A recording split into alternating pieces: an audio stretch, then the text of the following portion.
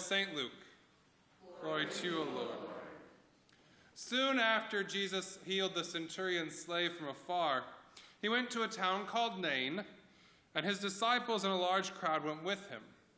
As he approached the gate of the town, a man who had died was being carried out.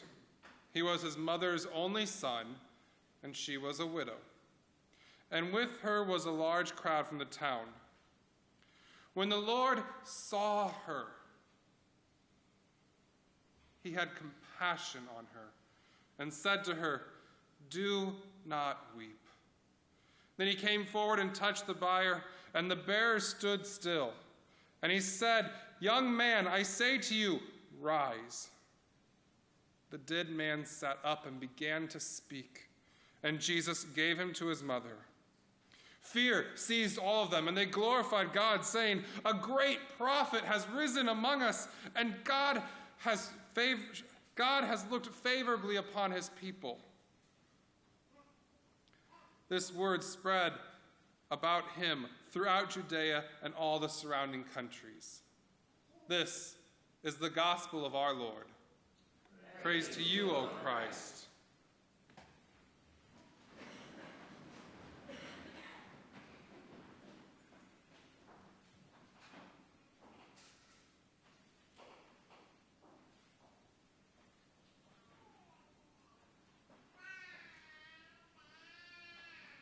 Does faith protect us from evil?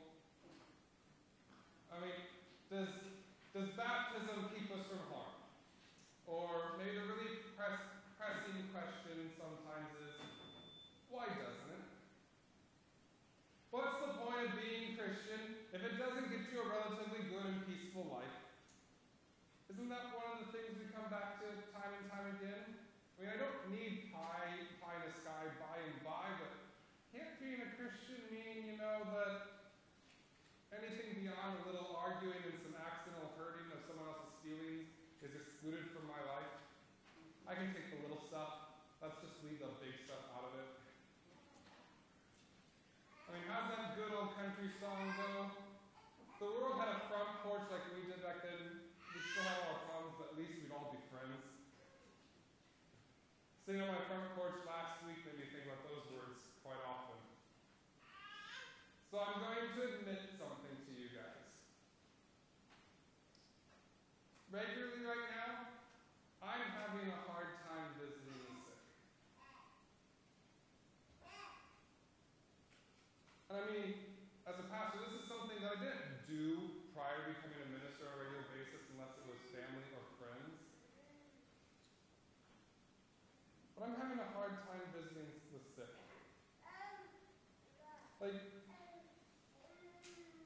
I don't know what to say anymore. I don't exactly know what to pray anymore. Because what difference is it making right now? Why do these things keep happening? What's the point of being a Christian if it doesn't at least get you some tangible relief from the realities of this world? Elijah's asking the same questions. First, he's on the run from Ahab because he just turned the Middle East into California by pronouncing a 3.5-year drought across the land. But that doesn't really bother him. That's his job. And then he comes to a village where that'll serve as his hideout for the next 3.5 years. And upon arrival, he finds a woman who is gathering firewood to use to cook for a final meal for her son and her before she dies. That doesn't really faze him either. And he prophesies that they won't run out of food for the entire time of the drought, saving their lives. But now, the boy dies anyway. The woman rightly shrieks at Elijah for saving the life saving her life, and then letting her son die anyway. Elijah shrieks at God, "Why? What difference does it make to be your prophet if bad things are still going to happen right beside me?" Elisha, the other prophet in the other reading, is facing a similar situation. He meets a woman who can't have children, and he prophesies to her that she'll have a son. 9 months later, she has a boy. And it's all great until sometime when he's old enough to go out working in the field, and suddenly his head hurts. And the next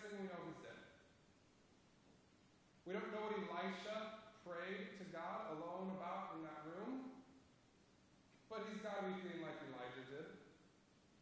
He tries to heal the child, and apparently it doesn't work like he thought it should, and he gets up and starts pacing the room back and forth going, what went wrong? And he finally just resolves to do the same thing again because he can't think of anything else to do.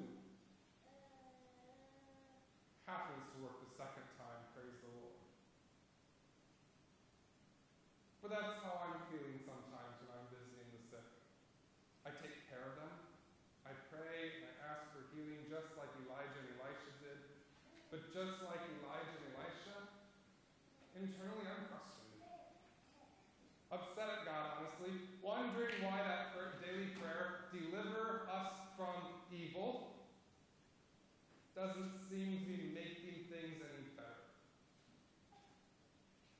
And now Jesus has come upon the same situation that Elijah and Elisha faced. And from the commonalities, it should be obvious. The whole point of the story that we heard about Christ is that he's a great prophet, just like Elijah and Elisha before him. The crowd understood that instantly. Case closed, sermon over. See you guys next Sunday.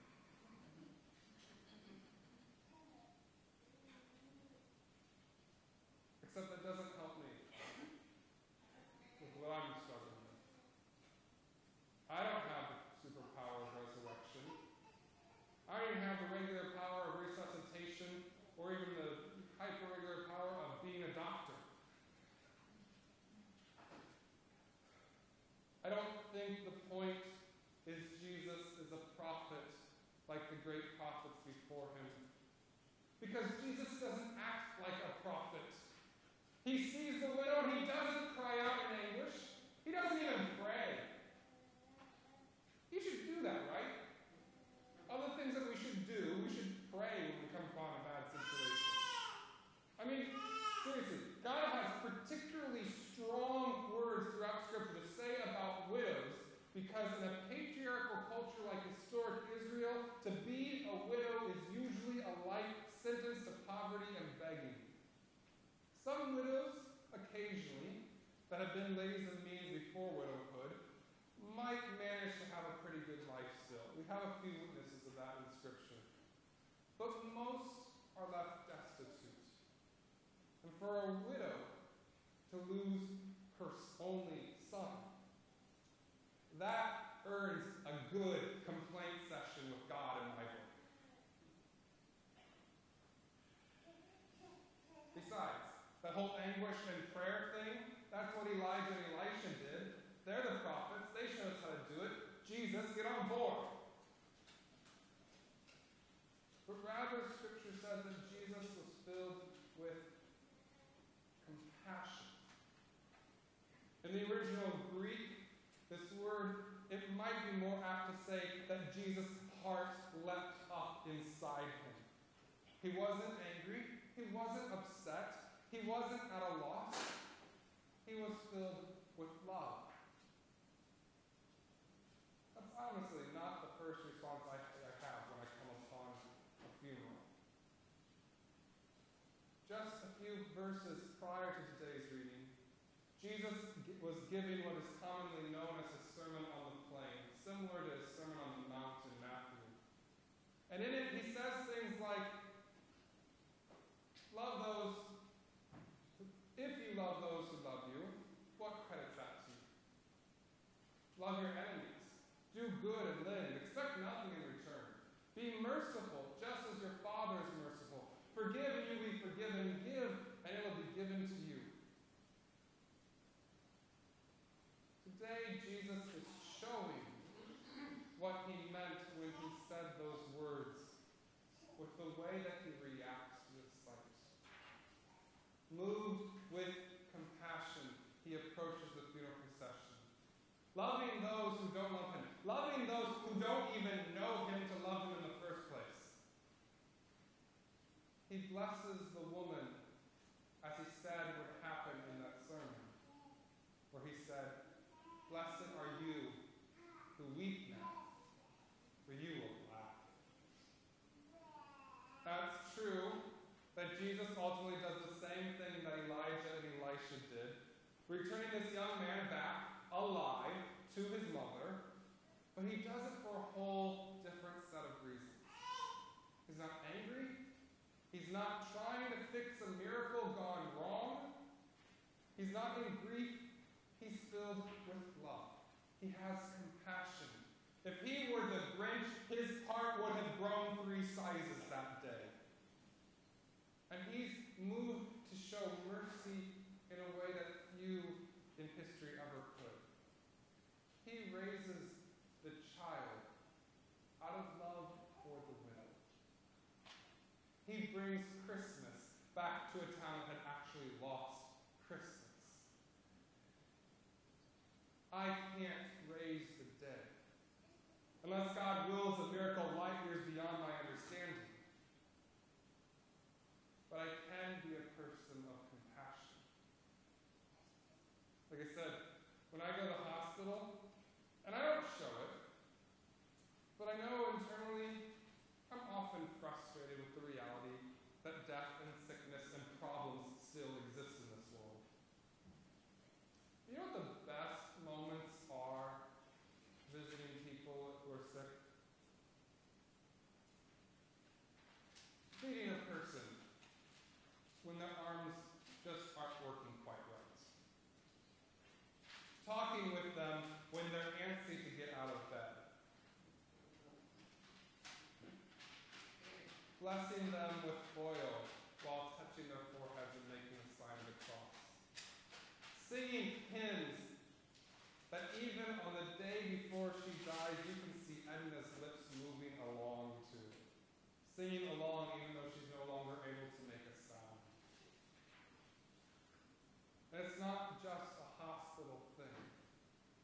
To be a Christian is to be people who are filled with compassion. That's why Jesus says the sheep, you know in his parable about the sheep and the goats? He says the sheep are the ones who visit the hospitals and clothe the naked and feed the hungry.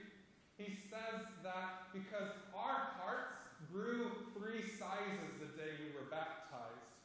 And now we can't help as Christians but be people who take action when we see someone in need. Because compassion leads to mercy. It's like the song the choir opened worship with today. Everyone needs compassion. Love that's never failing. Let mercy fall on me. Compassion leads to mercy. Mercy, another way of saying mercy. Mercy is love in action. And this, a year shy of the 500th anniversary of the Reformation, this year, if you've been following the news, Pope Francis has declared that this year is to be a year of mercy. He's asking those in the Roman Catholic tradition to be particularly mindful this year, to seek out every opportunity of love and care for others, to be forgiving and helpful. And so here's what I'm wondering for us. Do you think we can join our Roman Catholic brothers and sisters in having a year of mercy? Do you think we can make mercy a priority in our lives? Compassion in action. Do you think we can make mercy a priority here at Trinity? Do you think we can choose to live this coming year, from now until the end of 2016, up through to the Reformation next year, in fact, in such a way that we act in love whenever we see someone in need? What do you think? What do you say to that? Do you think we could declare a year of mercy here at Trinity? Slight head nods. What would that look like? What would it look like to make mercy the priority for the next year? And this ain't an easy request. I've already this year come up against it hard with people in this congregation where I wanted to help and honestly not been quite sure how I can. Sometimes I don't know what to do. Sometimes my hands are just tied. I honestly don't always know how to be merciful.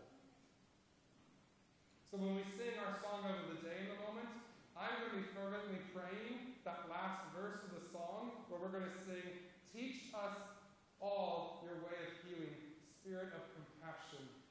fill each heart. Because I need to know how mercy works better. And when we enact mercy, when we put love in action, when we are filled with compassion for others, we discover a glimpse of resurrection breaking into this world. Feeding the hungry is not a merit badge action.